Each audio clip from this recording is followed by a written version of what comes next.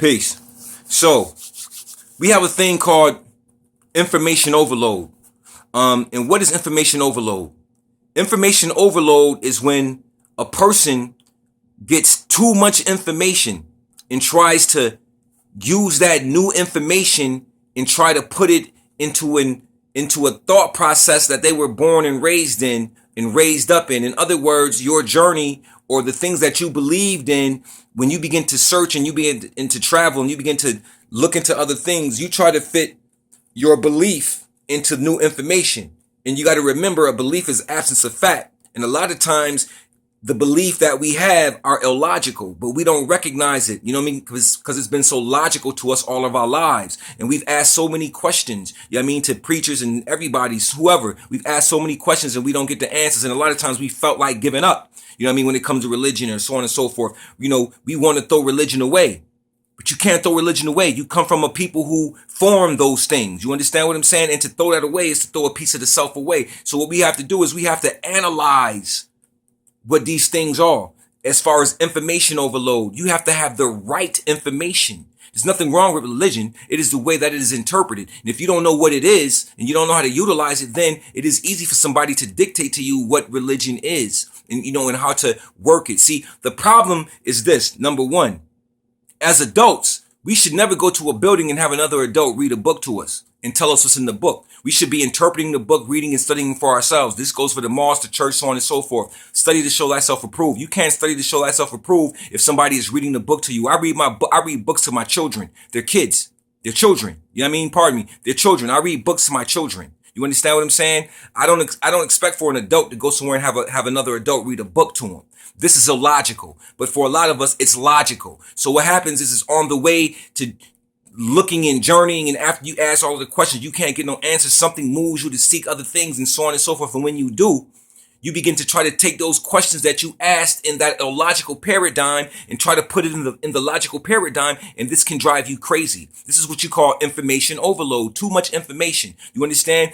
If you get information and you moving towards something and you find out about the Orishas and Ifa and Santeria, whatever, you know what I mean? And you want to, you want to dibble and dabble. That's another problem with information overload. You can't dibble and dabble into different things that you have no knowledge on. You read a book on Ifa and then you want to become an Ifa. Then you want to use Ifa and do Ifa, but you don't have a guide to teach you the real principles of Ifa. See, sometimes you need a guide.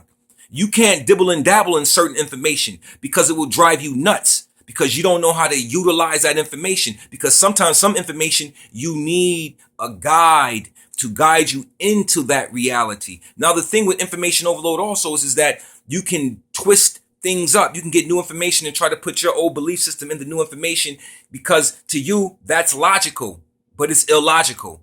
It doesn't work over here because this is logic. It can't work over here. So what happens is you begin to challenge your own self. You begin to try because you don't want to give up what you believe. Subconsciously, you don't want to give it up. So you try to fit your belief in other truths. You can't fit a belief inside of truths. So what happens is people go off their rockers.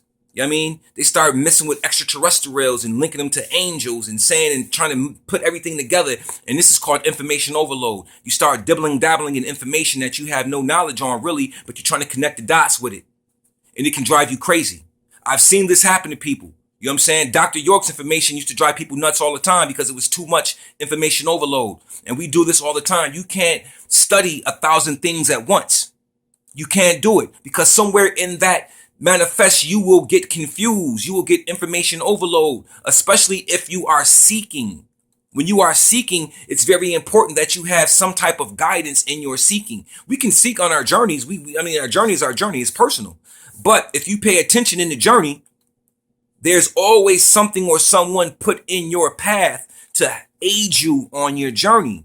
You understand? And there are some who are put in your path to stagnate you on your journey. You must be able to differentiate from these things. And this is a part of the information overload too, because sometimes people can come in your journey and overload you with misinformation on purpose to create a codependent effect in you. You understand that you become a fiend for their information. Or there are those who are put in your path who actually will guide you to a higher understanding through application of showing you how to work this particular method. or showing you how to breathe this particular way. You understand what I'm saying? So information overload, you have to be very careful because you can get it. You can get it. It can happen to you, and it can cause you to think way outside of the box to the point where you may be talking to yourself. You start hearing voices and so on and so forth. This is because you've been dibbling and dabbling in different things and trying to find different ways and dibbling and dabbling and playing little things and doing certain things and doing a moon ritual because you read about it and so on and so forth. You can't do those things. You can't dibble and dabble in spirit. You can't dibble and dabble in spirit. You got to know what you're doing. And information overload can cause you to dibble and dabble because you dibbled and dabbled. That's how you got overloaded with information. You have to focus your information and you have to focus yourself on what you are seeking at that moment. Focus, concentrate on that particular information. See, one thing about information is this: once you get on the path of information, the information you need will come to you. All you got to do is stay on the path. You know what I mean? What you need, it will come to you. You know what I'm saying? When you start dibbling and dabbling and reaching and grabbing and taking this and taking that in bits and pieces and so on and so forth, you sound crazy. And you see it all the time when you talk to people. They're confusing and mixing up all this information together. And you like, yo, but I'm talking about this. You done took me through 5 different situations that you still confused too. You lost. You're asking me, so what did I just say? Like, where am I coming from and blah, blah, whatever. The point of the matter is information overload can be detrimental. You understand? Knowledge can be a blessing or a curse. And knowledge is only a curse when it's information overload because you don't get a chance to exhibit and exhume that knowledge for others. You don't get a chance to share it because you've actually cut the knowledge door down. You cut it off because now you're overloaded with information and you don't know how to release it. And once it's here, and when you do release it, because you don't have a methodology to release it, you just release it, and it sounds crazy. And this is why we say, yo, that dude sound mad crazy when he's talking, man. You can't play with spirit. You can't dibble and dabble in spirit because ultimately everything is spirit. Information is spirit. You understand? So you can't dibble and dabble. You have to be careful how you pertain and draw up information. On that note, I'm going to say peace.